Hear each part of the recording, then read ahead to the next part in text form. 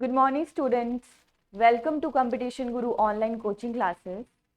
In today's class, we will discuss learning and different theories related to it. तो इस class में हम सबसे पहले डिस्कस करने वाले हैं लर्निंग की डेफिनेशन, देन लर्निंग का जो नेचर है या फीचर्स हैं वो क्या होंगे, उसके बाद जो डिफरेंट लर्निंग थ्योरीज हैं जो आपके डिफरेंट टीचिंग एग्जाम में पूछी जाती हैं, जैसे कि सी टेट हो गया या पी एस टेट हो गया, एच पी टेट हो गया, H TET, K V S, N V S, P R T, T G T, P G T, different जो वेरियस एग्जाम रहते हैं उनमें लर्निंग थ्योरी से क्वेश्चन ज़रूर पूछा जाता है। इवन जो आपका टीचिंग एप्टीट्यूड है, पैडागोजी है, वहाँ पे यहाँ से क्वेश्चन पूछे जाते हैं। बिकॉज जितने भी टीचिंग एग्जाम्स हैं वहाँ पे टीचिंग, लर्निंग, करिकुलम, ये सारे जो टॉपिक हैं बहुत ज़्यादा इम्पॉर्टेंट रहते हैं। ठीक है, कैट एग्जाम के लिए तो लर्निंग थ्योरीज इम्पॉर्टेंट हैं ही, इसके अलावा और भी जो भी आपके टीचिंग एग्जाम हैं, लेवल 2 के जो एग्ज़ाम रहते हैं जॉब ओरिएंटेड, उनके लिए भी ये थ्योरीज इम्पॉर्टेंट रहती है। तो सब थ्योरी से पहले तो आपको पता होनी चाहिए डेफिनेशन कि लर्निंग कहाँ किसे जाता है, व्हाट इज लर्निंग। ठीक है, तो पहले हम डिस्कस करेंगे मीनिंग ऑफ लर्निंग, अधिगम का अर्थ क्या है। ठीक है, तो अगर मीनिंग की बात करें, आप मुझे बताओ ये जो अधिगम है किसे कहा जाता है। आप आंसर करोगे भाई ये जो सीखना है ना, इसे हम किसका नाम दे देते हैं, लर्निंग का नाम देते हैं। ठीक है, जो सीखना है उसे ही हम अधिगम का नाम दे सकते हैं। ओके, बट अगर थोड़ा और डिटेल में डिफाइन करें कि कौन सा सीखना, ठीक है, और उस सीखने की वजह से क्या होगा, तब हम उसे अधिगम बोलेंगे। तो अब डे टू डे लाइफ में या क्लासरूम में आप डिफरेंट चीज़ें एक्सपीरियंस करते हो, डिफरेंट चीज़ें सीखते हो, और वो जो डिफरेंट चीज़ें एक्सपीरियंस करते हो, अनुभव करते हो, उसकी वजह से आपके व्यवहार में जो आपका बिहेवियर है उसमें कुछ चेंजेस आते हैं, परिवर्तन आते हैं। इसी को हम किसका नाम दे देते हैं, लर्निंग का, अधिगम का नाम दे देते हैं। बट ये जो चेंजेस हैं, परिवर्तन है आपके बिहेवियर में, ये लॉन्गर पीरियड ऑफ टाइम होने चाहिए या फिर परमानेंट होने चाहिए। ठीक है, तो लंबे समय के लिए हो या स्थायी होंगे, उन्हीं परिवर्तनों को हम किसका नाम दे देंगे, लर्निंग का, अधिगम का नाम देंगे। ठीक है, तो अगर डिफाइन कर सकते हैं journal,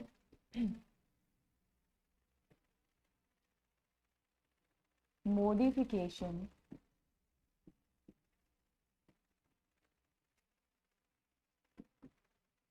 or changes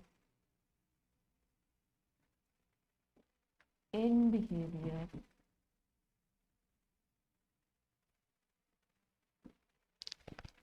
of an human being or animal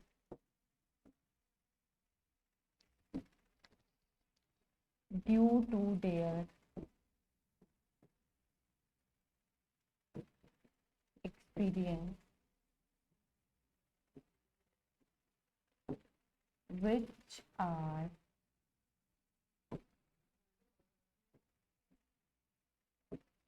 relatively permanent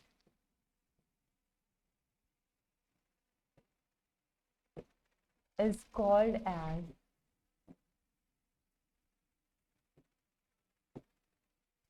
learning।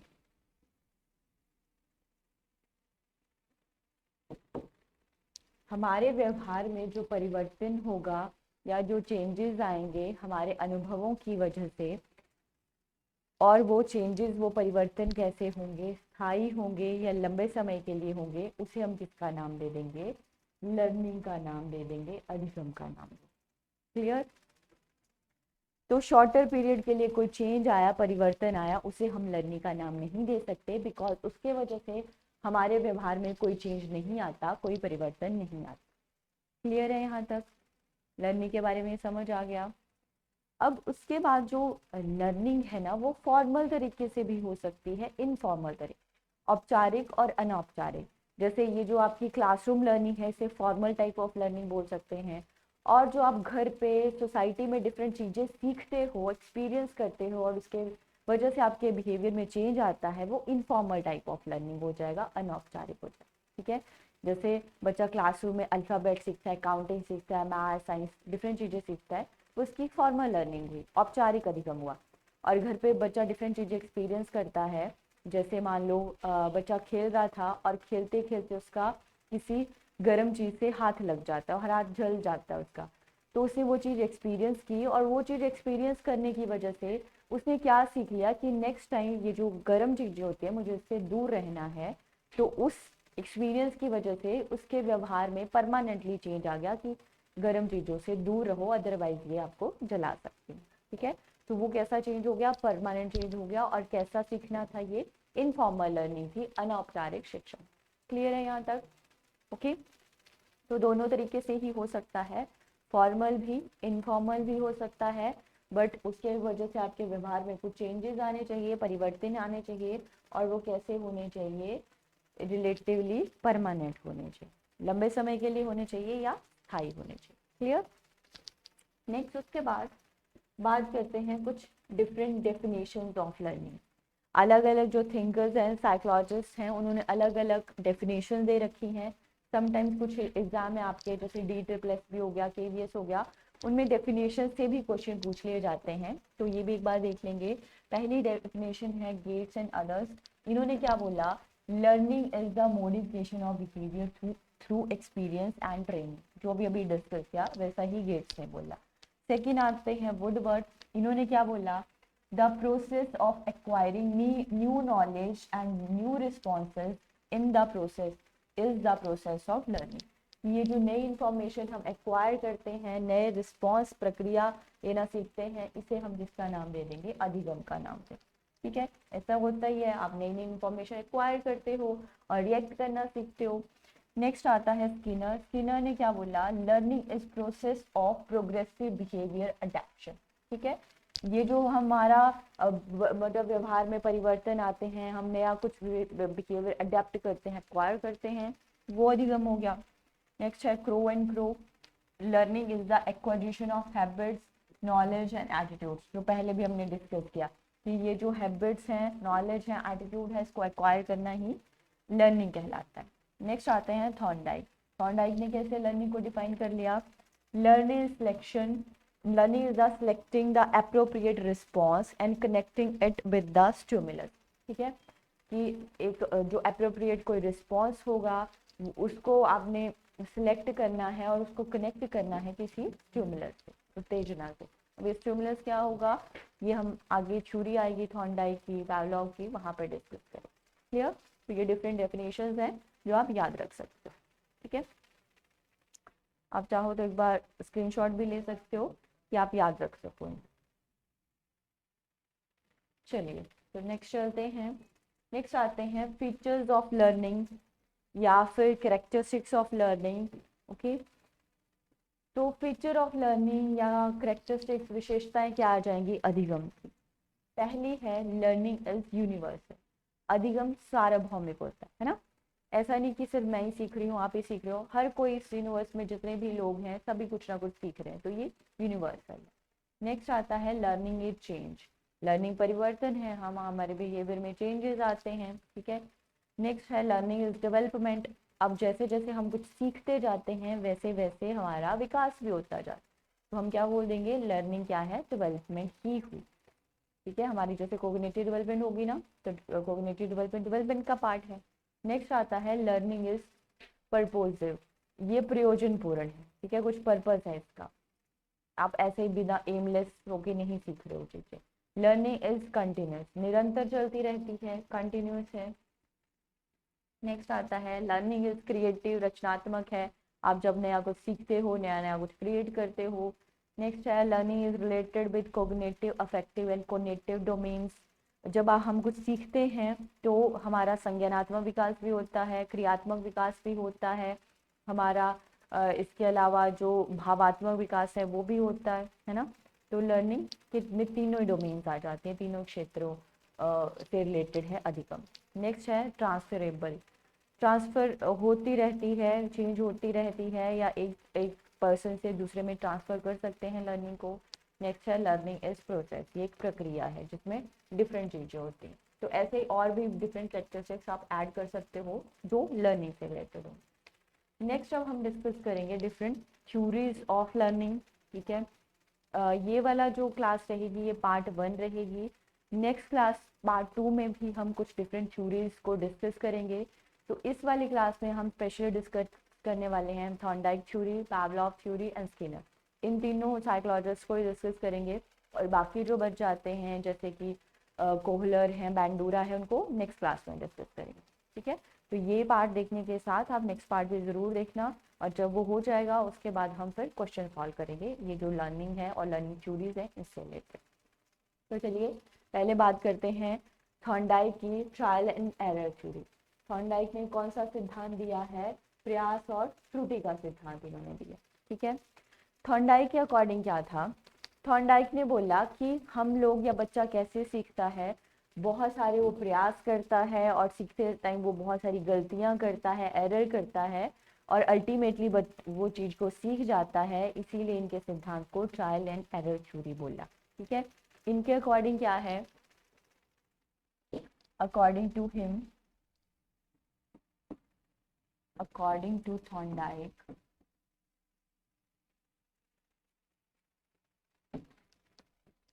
learning is gradual process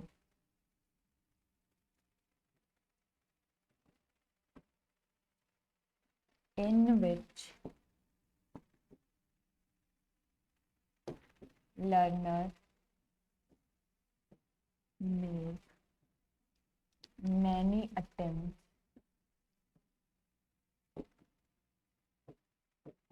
and make errors,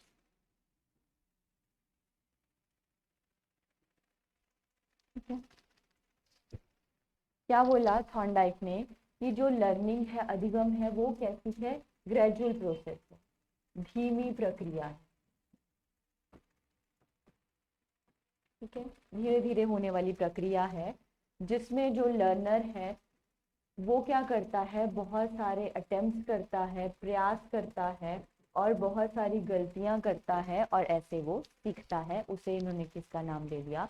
learning का नाम दे दिया, अधिगम का नाम दे दिया, ठीक है। पूछ सकते हैं अकॉर्डिंग टू थॉर्नडाइक क्या है। तो इन्होंने क्या किया? अपनी थ्योरी को प्रूव करने के लिए एक्सपेरिमेंट किया।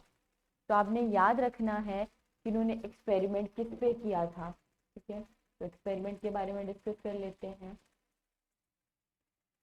जो थॉर्नडाइक है उन्होंने एक्सपेरिमेंट किया था कैट, ठीक है, बिल्ली पे एक्सपेरिमेंट किया है। और इन्होंने कैट को क्या किया? एक बॉक्स में बंद कर दिया, एक स्पेशल बॉक्स में बंद कर दिया और उस बॉक्स को नाम दे दिया पजल बॉक्स, ठीक है।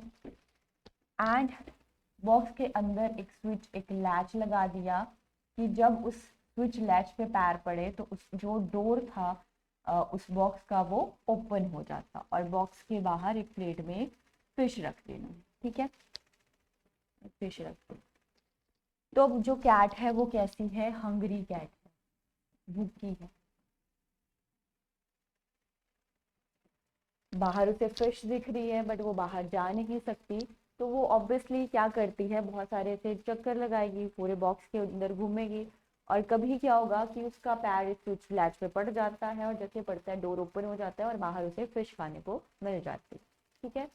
तो उन्होंने ऐसे इवनिंग मॉर्निंग में 10 ट्रायल किए, टोटल 100 ट्रायल्स किए थे थॉर्नडाइक ने। और फिर धीरे धीरे कैट, क्योंकि ये जो एनिमल्स हैं कैट रैट जैसे, इनमें भी थोड़ा बहुत आईक्यू होता है, उसने डिस्कवर कर लिया कैट ने कि जैसे मैं चीज पे पैर रखती हूँ डोर ओपन हो जाता है और मुझे बाहर जाने मिल जाता है, ठीक है।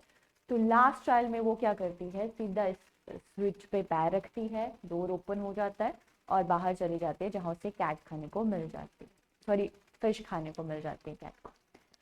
तो इस एक्सपेरिमेंट से थॉर्नडाइक ने क्या प्रूव किया कि आप बहुत सारे प्रयास करते हो, ट्राई करते हो, गलतियां भी करते हो, क्योंकि वो बहुत गलतियां भी करती है, सडनली नहीं वो सीख जाती, बट अल्टीमेटली आप चीजें सीख जाते हो, ठीक है। सही रिस्पॉन्स, करेक्ट रिस्पॉन्स दे देते हो, ठीक है। इसीलिए इनकी थ्योरी का नाम है ट्रायल एंड एरर थ्योरी।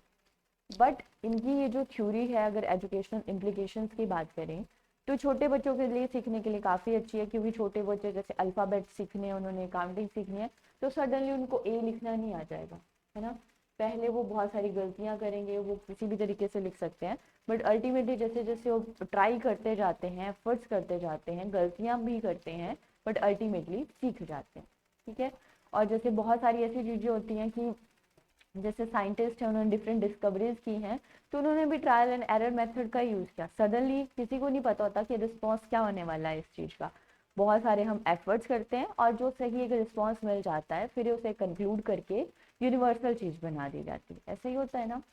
तो बट फिर भी थॉर्नडाइक की ये जो ट्रायल एंड एरर थ्योरी है, हर टाइप ऑफ लर्निंग के लिए सही नहीं है, या हर सिचुएशन में ये सही एप्लीकेशन नहीं रहेगी, बिकॉज हर किसी का वो लेवल नहीं है कि वो गलतियां करने के बाद भी या ट्राई करने के बाद भी एक सही सॉल्यूशन तक पहुंच सके। बट जितनी भी स्किल सीखने की बात आती है, कौशल सीखने की बात आती है, जैसे कि ड्राइविंग हो सकता है, स्विमिंग हो सकता है, या कोई और चीज़ हो सकती है, वहाँ पे trial and error theory applicable होती है। बिकॉज जितनी भी स्किल्स हैं वो जब तक आप प्रयास नहीं करोगे, बहुत सारे एफर्ट्स नहीं करोगे, तब तक नहीं हो सकता। और ऐसा भी नहीं होगा कि पहली बार आप कोई चीज़ करोगे और आप सक्सेसफुल हो जाओ, परफेक्टली उसे कर पाओ, ठीक है। आप शुरू में गलतियां भी करोगे, बट अल्टीमेटली आप उस चीज़ में परफेक्ट हो जाते हो। क्लियर है। तो आप क्या क्या चीज़ें याद रख सकते हो थॉर्नडाइक की एक्सपेरिमेंट किस पे किया है, के और क्या क्या एप्लीकेशंस हैं या एप्लीकेशंस हैं एजुकेशन में। उसके बाद हम इनके बारे में बात करेंगे, लॉज ऑफ लर्निंग। थॉर्नडाइक ने कुछ लॉज ऑफ लर्निंग भी दे रखे हैं, वो भी आपको पता होने चाहिए, ठीक है, जिन्हें दो पार्ट्स में डिवाइड किया है। मेनली आपको ये प्राइमरी लॉज ऑफ लर्निंग याद रखने हैं, ठीक है, जो मुख्य नियम जिन्हें बोला जाता है, जो तीन है, law of readiness, law of exercise and law of effect. अगर पहले बात करें लॉ ऑफ रेडीनेस की, तो थॉर्नडाइक ने क्या बोला कि बच्चे का रेडी होना बहुत ज़्यादा ज़रूरी है किसी चीज़ को सीखने के लिए। अगर वो तैयार नहीं है तो ज़बरदस्ती हम चीज़ें नहीं सिखाते, ठीक है। तो उसका तैयार होना बहुत ज़्यादा ज़रूरी है, उसे बोलेंगे लॉ ऑफ रेडीनेस या तत्परता का। उसके बाद अगर कुछ सीख लिया तो उसकी एक्सरसाइज करना, अभ्यास करना भी बहुत ज़्यादा ज़रूरी है, तभी जो चीज़ है वो परमानेंट हो सकती है। अगर प्रैक्टिस नहीं करोगे तो कुछ टाइम बाद वो चीज़ आपको भूल जाएगी, ठीक है। नेक्स्ट आता है law of effect, most important law है। ये किस पे बेस्ड है, based on rewards and punishment,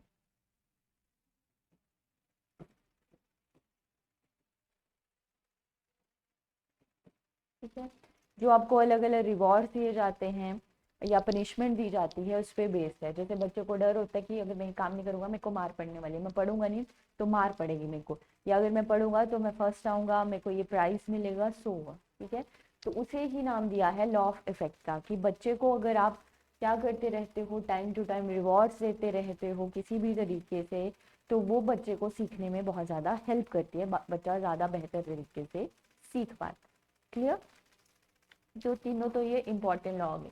आगे law of readiness, law of exercise and law of effect. इसके बाद जो सेकेंडरी लॉज है, ठीक है, गौण नियम जिन्हें बोला जाता है, वो भी आप याद रख सकते हो। कुछ एग्जाम में यहाँ से भी वर्ड या जो लॉज है वो पूछ सकते हैं। तो जिसमें पहला लॉ है लॉ ऑफ मल्टीपल रिस्पॉन्स, बहु अनुक्रिया का नियम।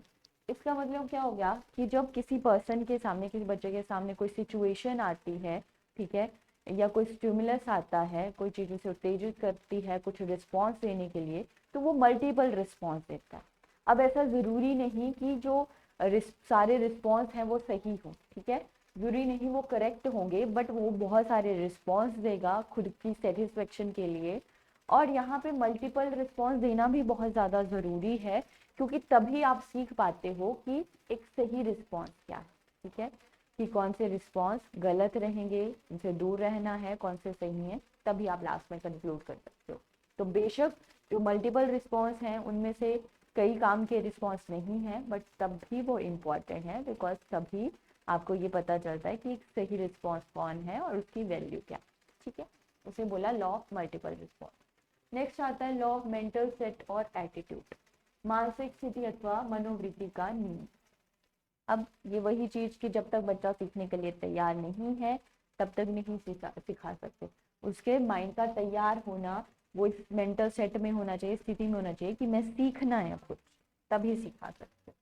नेक्स्ट है law of prepotency of elements, तत्वों की पूर्व समर्थता का नियम।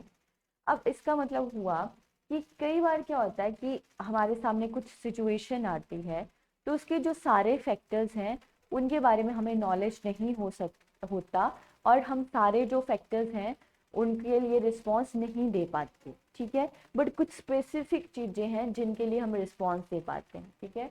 तो वो जो स्पेसिफिक चीज़ें हैं उसी के लिए लॉ बोला गया कि सारे जो आपके सामने कोई प्रॉब्लम है उसके जो डिफरेंट फैक्टर्स हैं वो उनके लिए आप रिएक्ट नहीं कर पाते हो, रिस्पॉन्स नहीं दे पाते, बट कुछ गिने चुने रिस्पॉन्स दे पाते हो, कुछ गिने चुने जो फैक्टर्स हैं उनके लिए, ठीक है।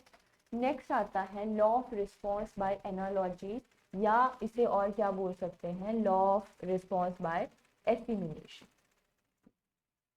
इसका मतलब हो गया कि कई बार होता है कि कोई करंट सिचुएशन है और वो पास किसी सिचुएशन से मैच करती है, ठीक है।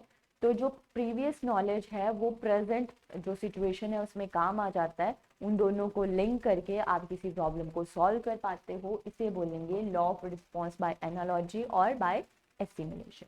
नेक्स्ट आता है लॉ ऑफ एसोसिएटिव शिफ्टिंग। इसका मतलब हो गया कि कई पिछले पहले कभी पास्ट में कोई आपको चीज बताई गई होगी और प्रेजेंट में भी कोई आपको नॉलेज डिलीवर की जा रही होगी और सेम उसी एग्जाम्पल के बारे में पूछा जाता है जो पास्ट में यूज किया होगा, तो उसका रिस्पॉन्स भी आप क्या दोगे, सेम ही दोगे जैसा कि प्रीवियस सिचुएशन में दिया था, उसे बोलेंगे लॉ ऑफ एसोसिएटिव शिफ्टिंग। आप दो चीजों के बीच में एसोसिएशन करते हो और फिर सेम ही रिस्पॉन्स देते हो, ये आ जाएगा आपका फिफ्थ लॉ। तो ये है सेकेंडरी लॉज, जो प्राइमरी है वो मोस्ट इंपॉर्टेंट वो याद रखने हैं और ये भी आप याद रख सकते हो। क्लियर यहाँ तक, ठीक है। नेक्स्ट उसके बाद आता है पैवलॉव थ्योरी। ये तो थॉर्नडाइक थे, ठीक है। थॉर्नडाइक ने वही कैट पे एक्सपेरिमेंट कर दिया, ट्रायल एंड एरर की बात की, different laws of learning they दिए। फिर नेक्स्ट आते हैं पैवलॉव, आइवन पी पैवलॉव। इन्होंने कौन सी थ्योरी दे दी, इन्होंने दे दी क्लासिकल कंडीशनिंग थ्योरी, शास्त्रीय अनुबंधन का सिद्धांत, ठीक है। तो ये कौन थे, रशियन थे, रशियन साइकोलॉजिस्ट थे, इन्हें नोबेल प्राइज भी मिला था, ठीक है। और इन्होंने क्या किया, अब इन्होंने भी एक्सपेरिमेंट किया अपनी थ्योरी को प्रूव करने के लिए, ठीक है। और इन्होंने किस पे एक्सपेरिमेंट किया, इन्होंने एक्सपेरिमेंट किया कैट, सॉरी कैट नहीं डॉग पे, ठीक है। इनका जो एक्सपेरिमेंट है वो किस पे है, डॉग पे। पैवलॉव ने क्या किया, इनकी लैब में बहुत सारे डॉग थे, तो इन्होंने ऑब्जर्व किया कि जैसे ही लैब टेक्नीशियन डॉग को फूड देने आते हैं उनके माउथ से सलाइवा सेक्रेट होने लग जाते हैं, ठीक है। तो उन वहाँ से इनको एक्सपेरिमेंट करने का आइडिया आया। इन्होंने क्या किया, अब बोला कि जो डॉग है उसे फूड देने से पहले एक बेल बजाई जाए, ठीक है। तो डॉग लिया, उसके माउथ में एक सलाइवा मेजर करने वाली मशीन को फिट कर दिया और बोला कि फूड देने से पहले क्या किया जाएगा, उससे पहले एक बेल बजाई जाए तब फूड दिया जाए, ठीक है। ये इन्होंने बोल दिया। देन फिर अब इनिशियली तो क्या है कि इनिशियली जैसे ही बेल बजती है डॉग को क्या पता कि उसके बाद फूड मिलने वाला है, तो कोई रिस्पॉन्स नहीं आता डॉग की तरफ से। बट धीरे धीरे क्या होता है, ऑब्जर्व किया गया कि जैसे ही बेल बजती है अब थोड़ा बहुत डॉग के माउथ से सलाइवा सेक्रेट होने लगता है, और अल्टीमेटली अब बहुत बार जब ये चीज़ हो गई तो डॉग के माउथ से बेल की साउंड सुनते ही उतना सलाइवा सेक्रेट होता है जितना कि फूड को देखते हो, ठीक है। तो यहाँ से इन्होंने क्या बोला, यहाँ से इन्होंने क्लासिकल कंडीशनिंग थ्योरी दी, जहाँ पे क्या बताया कि आप क्या कर सकते हो, कुछ रिस्पॉन्स पाने के लिए कोई अनुबंधन कोई कंडीशन लगा सकते, ठीक है। या फिर और क्या बोला इन्होंने कि आप किसी स्टिमुलस क्या गया, उत्तेजना को किसी दूसरे स्टिमुलस से रिप्लेस कर सकते हो कोई सिमिलर टाइप का रिस्पॉन्स पाने के लिए, प्रतिक्रिया के लिए, ठीक है। अब ये स्टिमुलस क्या होता है, स्टिमुलस या उत्तेजना क्या हुआ, ऐसी कोई चीज जो कुछ काम करने के लिए आपको प्रवोक करे, उत्तेजित करे, उसे हम किसका नाम दे देते हैं, स्टिमुलस का या उत्तेजना, ठीक है। जैसे आपके जो एग्जाम्स हैं, वो जॉब लेने की जो इच्छा है आपकी, वो क्या करती है, आपको प्रवोक करती है पढ़ने के लिए, ठीक है, या डिफरेंट चीजें करने के लिए, ओके। तो वो आपके लिए जो जॉब है या आपका एग्जाम है वो आपके लिए क्या किसका काम करेगा, स्टिमुलस का काम करेगा। ठीक है, तो यहाँ पे इन्होंने बोला कि एक स्टिमुलस को दूसरे से रिप्लेस किया जा सकता है। जैसे अब यहाँ पर रिस्पॉन्स क्या था डॉग की तरफ से, डॉग रिस्पॉन्स देता था स्लाइवा। ठीक है, पहले वो क्या कर रहा था, फूड को देख के स्लाइवा सेक्रेट होता था, बट फिर कंडीशन लगा दी गई, जो कौन सी कंडीशन लगा दी गई, बेल कंडीशन लगा दी गई कि पहले बेल बजाई जाएगी फिर फूड रिप्रेजेंट किया जाएगा। तो अब फिर लास्ट में जो डॉग है वो बेल की साउंड सुनते ही क्या करता है, स्लाइवा को सेक्रेट करता है। तो एक स्टिमुलस को दूसरे स्टिमुलस से रिप्लेस कर दिया गया, बदल दिया गया, और जो रिस्पॉन्स है वो तो क्या रहने वाला है, सेम। ठीक है, तो रिस्पॉन्स सेम ही रहता है, बट एक स्टिमुलस को दूसरे स्टिमुलस से रिप्लेस कर देते हैं। जैसे कई बार होता है कि बच्चे को बोला कि बेटा आप ना अगर इतने मार्क्स ले लोगे, अगर ऐसा कुछ करोगे आप, तो आपको चॉकलेट मिले। बच्चा वो काम करता है, ठीक है, चॉकलेट के लालच में। फिर क्या कर सकते हो, आप बोलोगे नहीं अब चॉकलेट नहीं मिलने वाली, अब देखो साइकिल मिलने वाली है। ठीक है, तो मतलब आपने एक स्टिमुलस को, जो पहले चॉकलेट थी, उसको दूसरे स्टिमुलस जो अब क्या हो गया, बाईसाइकिल होगी, उससे रिप्लेस कर दिया। ठीक है, तो ऐसा ही आप कर सकते हो किसी टाइप का रिस्पॉन्स पाने के लिए।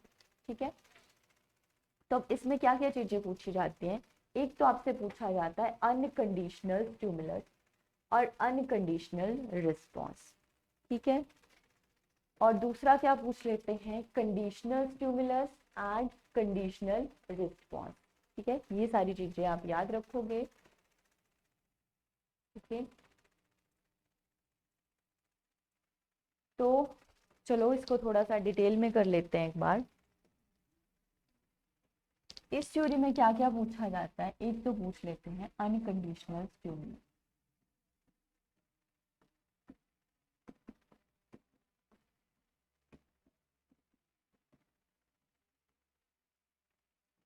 स्वाभाविक उत्तेजना। ठीक है, दूसरी चीज क्या पूछ लेते हैं, अनकंडीशनल रिस्पॉन्स।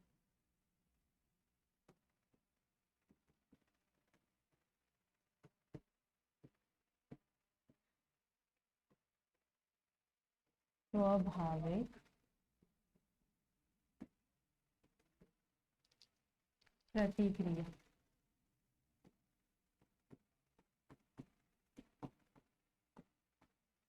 फिर आता है कंडीशनल स्टिमुलस। ठीक है, अस्वाभाविक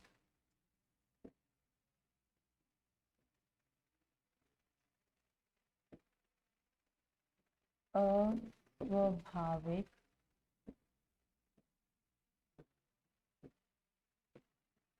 उत्तेजना। और नेक्स्ट आता है कंडीशनल रिस्पॉन्स, अस्वाभाविक प्रतिक्रिया। ठीक है, क्लियर है यहाँ तक। अब इसमें आपको याद रखना है कि अनकंडीशनल स्टिमुलस क्या है पैवलॉव की थ्योरी में, और वैसे ही अनकंडीशनल रिस्पॉन्स क्या है, अलग अलग चीजें आप याद रखो। ठीक है, तो पहले हम बात करते हैं अनकंडीशनल स्टिमुलस। तो अनकंडीशनल स्टिमुलस क्या है इनकी थ्योरी में, जब कोई कंडीशन नहीं लगाई गई थी और फिर भी डॉग रिस्पॉन्स देता था, किसको देख के, जो यहाँ पे है फूड। तो फूड है अनकंडीशनल स्टिमुलस। ठीक है, भोजन। फिर उससे रिस्पॉन्स क्या मिलता था, रिस्पॉन्स मिलता था सलाइवा सेक्रेट होता था, लार टपकती थी उसके माउथ से, तो सलाइवा आ गया अनकंडीशनल रिस्पॉन्स। फिर आता है कंडीशनल स्टिमुलस, जो कंडीशन लगा दी कि पहले क्या बजेगी, बेल बजेगी फिर फूड मिलेगा, तो बेल को बोलेंगे कंडीशनल स्टिमुलस। ठीक है, और फिर लास्ट में क्या हो रहा था, बेल की साउंड सुनते ही उसके माउथ से स्लाइवा सेक्रेट होता। लास्ट स्लाइवा अगेन रिस्पॉन्स तो सेम ही रहने वाला है, चाहे आप कंडीशन लगाओ चाहे ना लगाओ, बिफोर कंडीशन या आफ्टर कंडीशन, दोनों केसेस में जो रिस्पॉन्स है वो तो सेम ही रहने वाला है। ठीक है, आप क्या कर सकते हो, सिर्फ स्टिमुलस को, उत्तेजना को चेंज कर सकते हो, बट जो रिस्पॉन्स है, प्रतिक्रिया है, वो सेम ही रहने वाली। क्लियर है। तो ये सारी चीज़ें आप याद रख लोगे इनके बारे में, इस थ्योरी के बारे में, ठीक है। उसके बाद आप क्या याद रखोगे कि ये जो थ्योरी है ना, क्योंकि पैवलॉव ने दी है तो समटाइम्स पूछ लेते हैं कि शास्त्रीय अनुबंधन या फिर क्लासिकल कंडीशनिंग के फादर कौन है, पैवलॉव ही हैं, ओके। एंड ये जो थ्योरी है इसे और किस नाम से जाना जाता है, इसे और जाना जाता है एस आर थ्योरी के नाम, एस आर थ्योरी के नाम, जहाँ पे एस क्या है, एस आ जाएगा हमारा स्टिमुलस और आर फॉर, ये है स्टिमुलस और आर आ जाएगा रिस्पॉन्स, ठीक है। तो स्टिमुलस का हम रिस्पॉन्स थ्योरी भी किसे बोला जाता है, पैवलॉव की क्लासिकल कंडीशनिंग थ्योरी को ही बोला जाता है। ये चीज़ आप याद रख सकते, क्लियर है यहाँ तक। तो ये डिफरेंट चीज़ें हैं जो आप याद रखो। उसके बाद नेक्स्ट और कुछ टर्म्स हैं जो इनकी थ्योरी से पूछ लेते हैं, वो भी आपको पता होनी चाहिए, जिसमें जो पहली टर्म आती है वो आती है एक्सटेंशन, ठीक है, विलोपन। अब क्या बोला गया कि अगर आप क्या करते हो, ये जो आपका कोई कंडीशन लगाई आप, ठीक है, जो क्या थी यहाँ पे, बेल थी, तो बोला बेल के बाद अगर आप, जो उसके बाद क्या प्रेजेंट किया जा रहा था, फूड, बेल के बाद अगर आप फूड नहीं देते हो तो जो रिस्पॉन्स है, जो रिस्पॉन्स क्या था यहाँ, सलाइवा, उसका क्या हो जाएगा, विलोपन हो जाएगा, एक्सटिंक्शन हो जाएगा, ठीक है। जैसे जो डॉग था उसके माउथ से सलाइवा तभी सिक्रेट होता था ना जब उसे पता लगा कि बेल के बाद हर बार फूड मिल रहा है, तो बेल की साउंड सुनते उसके माउथ से सलाइवा सेक्रेट होने लगता है। बट अगर आप फिर क्या करने लगे कि सिर्फ बेल ही बजाते गए और फूड नहीं दिया बहुत लंबे टाइम तक, शुरू में तो होगा कि बेल की साउंड सुनते ही चाहे आप फूड दे रहे हो या नहीं, डॉग के माउथ से सलाइवा सेक्रेट होगा। बट बहुत टाइम तक अगर आप ऐसा कर रहे हो कि सिर्फ बेल बजाए जा रहे हो, बेल बजाए जा रहे हो, फूड रिप्रेजेंट नहीं करते हो, फूड मतलब जो यहाँ पे एक्चुअल स्टिमुलस है या अनकंडीशनल स्टिमुलस है, अगर उसे कंडीशनल स्टिमुलस के बाद नहीं दिखाया जाता, प्रेजेंट नहीं किया जाता, तो जो रिस्पॉन्स है वो आना खत्म हो जाता है, उसका विलोपन हो जाता है। तो ज़रूरी है कि जो ये कंडीशनल स्टिमुलस आप लगा रहे हो उसके बाद अनकंडीशनल स्टिमुलस भी प्रेजेंट किया जाए, तभी क्या आने वाला है, रिस्पॉन्स आने वाला है, अदरवाइज उसकी एक्सटिंक्शन हो जाए। क्लियर यहाँ तक, ठीक है। एंड नेक्स्ट फिर आती है टर्म स्पॉन्टेनियस रिकवरी, तात्कालिक पुनरुक्ति। अब इन्होंने क्या बोला कि ऐसा नहीं है कि आपने अगर जो एक्सटिंक्शन है रिस्पॉन्स की वो हमेशा के लिए हो जाती है, ठीक है, हमेशा के लिए वो ख़त्म नहीं हो जाती, चीज़ कंप्लीटली कभी ख़त्म नहीं होगी, उसकी स्पॉन्टेनियस रिकवरी हो सकती है अगर फिर से आप क्या करने लग जाओ, बेल के बाद अगर आप फिर से फूड देने लग जाओ तो उसकी स्पॉन्टेनियस रिकवरी हो जाएगी, ठीक है। फिर वो फिर से डॉग को याद आ जाए, अच्छा बेल के बाद फूड मिलता है, फिर से सलाइवा सेक्रेट होने लग जाए, इसे बोला स्पॉन्टेनियस रिकवरी। तो ये जो एक्सटिंक्शन है ये परमानेंट नहीं होती है, अगर फिर से वो कंडीशनल या अनकंडीशनल स्टिमुलस रिप्रेजेंट करोगे तो फिर से रिस्पॉन्स आना शुरू हो जाता है। नेक्स्ट टर्म आती है जर्नलाइजेशन। अब जर्नलाइजेशन का मतलब हो गया सामान्यीकरण, कि अगर डॉग बेल की साउंड सुन के सलाइवा को सेक्रेट कर सकता है तो आप बेल की जगह कोई और साउंड का भी यूज कर सकते हो, उस साउंड को सुन के भी जो डॉग है उसके माउथ से सलाइवा टपकना शुरू हो जाएगा, वो उसे भी सीख जाए, ऐसा नहीं कि बेल से ये चीज़ होती है, वो जर्नलाइजेशन होती है, ठीक है। नेक्स्ट है रीइंफोर्समेंट। अब रीइंफोर्समेंट भी बहुत ज़्यादा ज़रूरी है। रीइंफोर्समेंट क्या होता है नेक्स्ट ही मैं समझाऊंगी आपको। इन्होंने बोला कि अगर ज़रूरी है कि ये जो आपने कंडीशनिंग और एक्सटिंक्शन में फ़र्क क्या है दोनों में, रीइंफोर्समेंट का फ़र्क है, मतलब बेल के बाद अगर आप फूड प्रेजेंट कर रहे हो तो जो एक्सटिंक्शन है वो नहीं होगा, ठीक है। तो फूड यहाँ पे किसका काम कर रहा है, मोटिवेशन का काम कर रहा है, मोटिवेशन को ही हम किसका नाम दे देते हैं, रीइंफोर्समेंट का नाम देते हैं। अब डॉग को पता है कि बेल के बाद फूड मिलेगा इसलिए वो रिस्पॉन्स दे रहा है, तो वो चीज़ उसे मोटिवेट कर रही है या प्रवोक कर रही है कुछ करने, क्लियर है। तो ये कुछ टर्म्स हैं जो आप याद रख लोगे, जिसमें से एग्जाम में क्वेश्चन हो सकता है। उसके बाद नेक्स्ट जो थ्योरी आती है वो आती है Skinner operant conditioning theory, Skinner का सक्रिय अनुबंधन का सिद्धांत। ठीक है, अब स्किनर के बारे में पहले कुछ चीजें याद रखेंगे कि स्किनर की ये जो एक father of operant conditioning Skinner को बोल देंगे, तो ये चीज। उसके बाद और क्या याद रखोगे आप कि जो स्किनर हैं उन्होंने इनका ये ऑपरेंट कंडीशनिंग थ्योरी है ये किस पे बेस्ड है, based on rewards and punishment, based on rewards and punishment, rewards and punishment पे बेस्ड है इनकी थ्योरी। ठीक है, एक तो डायरेक्ट यहीं से क्वेश्चन पूछ सकते हैं, तो ये चीज आप याद रखोगे। दूसरा क्या चीज याद रखोगे, इन्होंने किसकी बात करी है कि एक तो पहले चलो इसके बारे में डिस्कस कर लेते हैं। रिवॉर्ड्स एंड पनिशमेंट की बात किसने की थी पहले, थॉर्नडाइक ने भी की थी ना, थॉर्नडाइक के लॉज ऑफ लर्निंग में हमने डिस्कस किया। तो ये जो इनकी थ्योरी है ये किससे इन्फ्लुएंस है, थॉर्नडाइक के लॉ ऑफ इफेक्ट से ही प्रभावित है। जो प्रभाव का नियम हमने पढ़ा उसी से प्रभावित थी। तो आप याद रखोगे कि स्किनर की ऑपरेंट कंडीशनिंग थ्योरी किससे प्रभावित है, इन्फ्लुएंस है, थॉर्नडाइक के लॉ ऑफ इफेक्ट से इन्फ्लुएंस है। उसी में इन्होंने रिवॉर्ड्स एंड पनिशमेंट की बात की। ठीक है, और थॉर्नडाइक ने और क्या टर्म इंट्रोड्यूस की, इन्होंने टर्म इंट्रोड्यूस की रीइंफोर्समेंट। तो पीछे भी हमने डिस्कस किया पैवलॉव में, रीइंफोर्समेंट पुनर्बलन ये क्या चीज है, वही ये एक तरह की आप सिंपल लैंग्वेज में से मोटिवेशन बोल सकते हो। ठीक है, मतलब अगर आप टाइम टू टाइम बच्चे को मोटिवेट करते रहोगे अलग अलग चीज़ों का यूज़ करके, चाहे वो रिवॉर्ड्स हैं, पनिशमेंट है, कुछ भी हो सकता है, तो बच्चे की जो लर्निंग है वो अच्छे ढंग से हो सकती है, जो रिस्पॉन्स है उसकी स्ट्रेंथनिंग होगी। ठीक है, बट अगर आप वो मोटिवेशन नहीं करते, जैसे बेल के बाद अगर फूड नहीं देते तो रिस्पॉन्स आना बंद हो जाता। ठीक है, तो उसे हम यहाँ पे जो फूड है उसे आप क्या बोल सकते हो, उसे आप नाम दे सकते हो रीइंफोर्समेंट। ठीक है, इसके बाद ये जो रीइंफोर्समेंट है ये भी कितने टाइप की होती है, 2 टाइप की होती है। ठीक है, 2 प्रकार है रीइंफोर्समेंट के। कौन कौन से, positive reinforcement,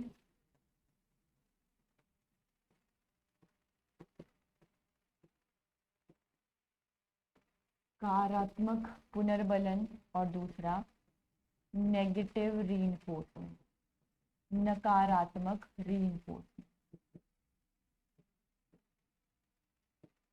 positive reinforcement and negative reinforcement, 2 type हैं। पॉजिटिव रीइंफोर्समेंट का मतलब ऐसी चीज जिसकी प्रेजेंस से जो रिस्पॉन्स है वो और ज़्यादा स्ट्रॉन्ग होता। एंड नेगेटिव रीइंफोर्समेंट मतलब कि जो भी स्टिमुलस है जब वो वहाँ से हट जाता है किसी सिचुएशन से, तब जो रिस्पॉन्स है और ज़्यादा स्ट्रेंथन। ठीक है, तो पॉजिटिव में ज़्यादातर हम ले लेते हैं जो रिवॉर्ड्स हैं या अलग अलग तरह की प्रेज है, वो पॉजिटिव रीइंफोर्समेंट में आप रख सकते हो। ठीक है, जैसे बच्चे को बोल दिया कि चॉकलेट मिलेगी। ठीक है, तो चॉकलेट की मिलने की उसकी प्रेजेंस की वजह से जो रिस्पॉन्स है और ज़्यादा स्ट्रॉन्ग कि अच्छा मुझे तो 10 आउट ऑफ 10 लेने हैं क्योंकि मुझे तो चॉकलेट मिलने वाली, तो जो रिस्पॉन्स है वो और ज़्यादा स्ट्रेंथन हो जाता है और ज़्यादा स्ट्रॉन्ग हो जाता है। ठीक है, और अगर कई बार क्या होता है कि जैसे किसी चीज़ से बच्चे को डर है, ठीक है, तो वो चीज़ जब तक वहाँ प्रेजेंट रहेगी बच्चा कोई रिस्पॉन्स नहीं दे पाएगा। ठीक है, क्योंकि उसको डर लग रहा है उस चीज़ से। बट जैसे ही वो चीज़ वहाँ से हट जाएगी उस सिचुएशन से, बच्चा नॉर्मली रिस्पॉन्स देना शुरू कर देगा। इस टाइप की रीइंफोर्समेंट को बोलेंगे नेगेटिव रीइंफोर्समेंट। ओके, जैसे कई बार हम पनिशमेंट को भी इसके अंडर ले लेते हैं, या फिर कोई ऐसी चीज़ जैसे कई बार क्या हो गया कि कोई डॉग है, डॉग से बच्चे को बड़ा डर लगता है ना, तो सामने डॉग को देखे कि रूम में डॉग आ, तो बच्चा नॉर्मली काम कर रहा होगा, रिस्पॉन्स बस उस डॉग की वजह से वो डरना शुरू कर देगा और रिस्पॉन्स देना बंद कर। पर जैसे ही वो डॉग वहाँ से चला जाएगा फिर से सिचुएशन नॉर्मल हो जाएगी, मतलब वो जो स्टिमुलस है वहाँ पे उस टाइम पे डॉग, उसकी एब्सेंस से जो स्ट्रेंथ रिस्पॉन्स है वो और ज़्यादा स्ट्रॉन्ग स्ट्रेंथन हो जाता है। क्लियर, तो इन दोनों को बोला positive and negative type of reinforcement. तो जो स्किनर हैं, उन्होंने बोला कि ये जो पॉजिटिव टाइप ऑफ रीइंफोर्समेंट है ये बेस्ट टाइप है रीइंफोर्समेंट का, क्योंकि इससे जो बच्चे का रिस्पॉन्स है वो और ज़्यादा स्ट्रॉन्ग बनता है और चांसेस है कि बच्चा उस बिहेवियर को बार बार रिपीट करे। जबकि नेगेटिव टाइप ऑफ रीइंफोर्समेंट से या पनिशमेंट से हो सकता है बच्चे का जो रिस्पॉन्स आना है वो बंद हो जाए और अल्टीमेटली वो ख़त्म हो जाए रिस्पॉन्स। ठीक है, क्लियर यहाँ तक? तो ये दोनों चीज़ें याद रखोगे कि रीइंफोर्समेंट क्या है, इसका क्या काम है लर्निंग। ठीक, उसके बाद और क्या आता है, किससे इन्फ्लुएंस थे ये? थॉर्नडाइक के लॉ ऑफ इफेक्ट से। तो इन्होंने भी अपने एक्सपेरिमेंट को प्रूव करने के लिए क्या किया, कुछ एक्सपेरिमेंट किया। ठीक है, अब इस बार इन्होंने क्या किया, क्योंकि इन्फ्लुएंस तो उसी से, तो इन्होंने क्या किया, अब एक बॉक्स लिया सेम वैसा ही जैसा किसने लिया था, थॉर्नडाइक ने लिया था। ठीक है, वैसे स्विच लैच लगा दिया उसके अंदर। ओके, बट इन्होंने जो एक्सपेरिमेंट किया वो किस पे किया, रैट पे किया है, या रैट आया तब भी, और अगर कई बार पीजन आ जाता है तो पीजन आ जाए, रैट और पीजन पे इन्होंने एक्सपेरिमेंट किया। ठीक है, चूहे और कबूतर पे स्किनर ने एक्सपेरिमेंट किया। इन्होंने क्या किया, एक जो बॉक्स है अब उसका नाम पजल बॉक्स नहीं स्किनर बॉक्स है। ठीक है, तो अब रैट इस बॉक्स के अंदर है और जैसे ही वो इस स्विच पे पैर रखता है उसके जो बॉक्स है उसमें फूड रिलीज कर दिया जाता है एज ए रिवॉर्ड। ठीक है, तो अब उस फूड के लालच में हर बार रैट क्या करता है, इस स्विच पे पैर रखता है। ठीक है, तो जब तक उसे फूड मिलता जाएगा, रिवॉर्ड मिलता जाएगा, तब तक वो क्या करता जाएगा, रिस्पॉन्स देता जाएगा। जो उसके लिए रिस्पॉन्स क्या है, इस स्विच पे पैर रखने का रिस्पॉन्स। ठीक है, तो इसलिए इन्होंने बोला कि अगर आप क्या करोगे, बच्चों को ये रीइंफोर्स करते रहोगे, रिवॉर्ड्स देते रहोगे, या किसी भी तरीके से रीइंफोर्समेंट देते रहोगे, तो बच्चा रिस्पॉन्स देता रहेगा, मतलब ये चीज़ बच्चे को सीखने में हेल्प करेगी। ठीक है, बट ये जो रीइंफोर्समेंट है इसका यूज़ आपने कब कब करना है, कब कब आप बच्चे को रीइंफोर्स करोगे। ठीक है, वो चीज़ आप याद रख सकते हो। तो इन्होंने क्या किया, जो स्किनर हैं, एक तो उन्होंने रीइंफोर्समेंट की बात की, रीइंफोर्समेंट में चाहे रिवॉर्ड्स हो या पनिशमेंट हो, अलग अलग चीज़ों से बात की, बट कब कब आपने बच्चे को रीइंफोर्स करना है इसके लिए भी इन्होंने क्या दे दिया, रीइंफोर्समेंट शेड्यूल दे दिया। ठीक है, पुनर्बलन की अनुसूची दे दी। तो ये जो रीइंफोर्समेंट शेड्यूल है इसके इन्होंने दो टाइप बता दिए। ठीक है, क्या क्या टाइप बता दिए, एक तो उन्होंने बोला कि आप क्या कर सकते हो, बच्चे को कंटिन्यूअस रीइंफोर्समेंट दे सकते, और दूसरा क्या आ जाता है, दूसरा आ जाता है फिर इंटरमिटेंट।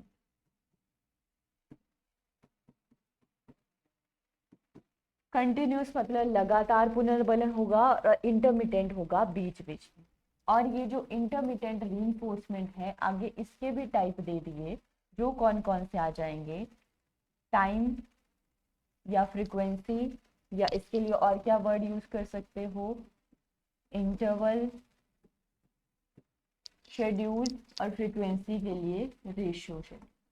और इसके भी आगे दो दो टाइप दे दिए, fixed interval, variable interval, fix ratio, variable ratio. ठीक है, अब सबसे पहले तो बात करते हैं कंटिन्यूअस रीइंफोर्समेंट की। कंटिन्यूअस लगातार मतलब कंटिन्यूटी में आप बच्चे को क्या करते रहोगे, रीइंफोर्स। हर बार बच्चा जब भी सही रिस्पॉन्स देता है तो हर बार बच्चे को रीइंफोर्स किया जाता है, जैसे हर बार चाहे फिर चॉकलेट या कुछ भी ऐसा प्रेज कुछ भी हो सकता है, हर बार सही रिस्पॉन्स के बाद जो रीइंफोर्समेंट होगी उसे बोलेंगे कंटिन्यूअस, लगातार पुनर्बल। और इंटरमिटेंट हर बार नहीं, बीच बीच में कभी कभी आप बच्चे को रीइंफोर्स करते हो, और कभी कभी भी दो तरीके से कर सकते हो, या तो एक टाइम आप डिसाइड कर लो कि इतने टाइम के बाद करना है, या ratio number of responses decide कर लो कितने सही रिस्पॉन्स देने के बाद। और उसमें भी दो चीज़ें हैं आगे, या तो टाइम फिक्स कर लो कि हर 5 मिनट के बाद बच्चे को रीइंफोर्स करना है, हर 1 आवर के बाद बच्चे को रीइंफोर्स करना है। ठीक है, या वेरी करते रहेगा टाइम, कभी 5 मिनट बाद कर रहे हो रीइंफोर्स, कभी 1 आवर के बाद, वेरी करते रहेंगे, टाइम फिक्स नहीं रहेगा। ऐसे ही रेशो में, इसमें तो नंबर ऑफ रिस्पॉन्सेज आपने फिक्स कर लिए कि हर 5 सही रिस्पॉन्स के बाद बच्चे को रीइंफोर्स किया जाएगा, हर 10 सही रिस्पॉन्स के बाद बच्चे को रीइंफोर्स किया जाएगा।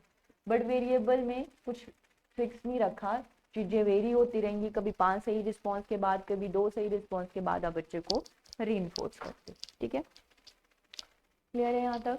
तो इन दोनों में अगर पूछा जाता है कि कंटिन्यूस टाइप ऑफ रीइंफोर्समेंट ज़्यादा बेहतर है या इंटरमिटेंट ज़्यादा बेहतर है, आपका आंसर होगा इंटरमिटेंट टाइप ऑफ या non continuous type of reinforcement schedule is best, because इससे बच्चा बोर नहीं होता, वो एक्साइटमेंट हमेशा बनी रहती है, बच्चे को पता नहीं है एक्चुअली कि कब उसे रीइंफोर्स कर दिया जाए, तो हर बार बच्चा अपना बेस्ट देने का ट्राई करता है। ठीक है, जबकि कंटिन्यूटी में वो हैबिचुअल हो जाता है चीज़ों का, तो हो सकता है वो अच्छे तरीके से फिर रिस्पॉन्स ना दे।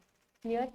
और इसके बाद और क्या याद रख सकते हो कि ये जो इन्होंने रिवॉर्ड्स की बात की, तो ये जो रिवॉर्ड्स हैं ये कैसे होने चाहिए, वर्बल या नॉन वर्बल फॉर्म में होने चाहिए, ना कि मटेरियलिस्टिक रिवॉर्ड्स की चॉकलेट, बुक, ऐसा कुछ नहीं देना है, ये वर्बल होने चाहिए। ठीक है, वर्बल क्यों, वर्बल किस तरह से हो सकते हैं, जैसे हमने बोल दिया वेरी गुड बेटा, शाबाश, ऐसे कुछ बोल सकते हैं। नॉन वर्बल गेस्चर्स के फॉर्म में जैसे क्लैपिंग करा दी, ऐसे सिर हिला दे कि वेरी गुड, बहुत अच्छा किया।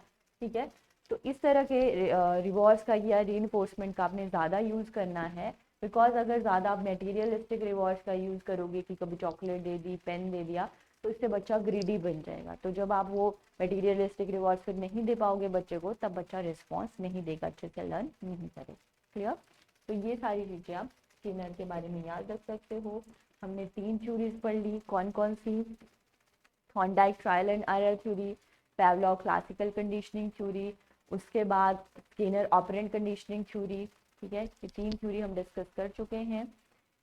नेक्स्ट क्लास में जो नेक्स्ट थ्योरीज हैं वो हम लोग डिस्कस करेंगे। ठीक है, तो वो पार्ट 2 रहेगा, जिसमें हम कोहलर, वॉटसन, हल, गैगने, ये सारे हम साइकोलॉजिस्ट को डिस्कस करेंगे। ठीक है, नेक्स्ट थ्योरी में हम अपनी लर्निंग वाला जो टॉपिक है वो कंप्लीट कर लेंगे, फिर उसके बाद हम क्वेश्चन, उससे रिलेटेड जो भी क्वेश्चन है वो सॉल्व करेंगे। ठीक है, तो अगर आप कंपटीशन गुरु के किसी भी बैच में को ज्वाइन करना चाहते हैं, एडमिशन लेना चाहते हैं, तो आप हमें कांटेक्ट कर सकते हैं @8284867867। ठीक है, या और भी आपकी एग्जाम रिलेटेड क्वेरी है तो आप हमें कांटेक्ट कर सकते हैं।